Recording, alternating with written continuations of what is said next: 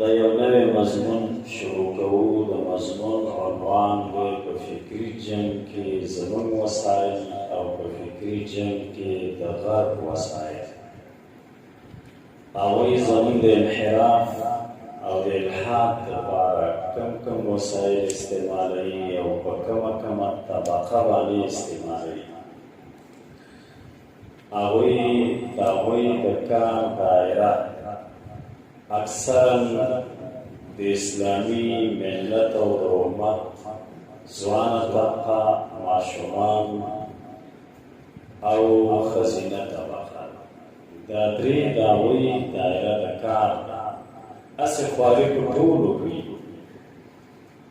خو مشرانو هم خو تر ټولو هدف یې دا درې طبقې دي. یو د ماشومانو ذهنونه اړول، لاپروا کول، غافله کول، او د ماشوم په ذهن کې د هغه سخاوت د زمانې نه او د ماشومتوب د زمانې نه ازادي او د ازادۍ په نوم باندې یو شیان په ذهن کې ولګېښودل. یا ځوانه طبقه هم دا به بیا وروسته تفصیلي. نو دوی کم وسایل استعمالوي، کمو وسیلو نه او د کمو لارو نه دوی کار اخلي.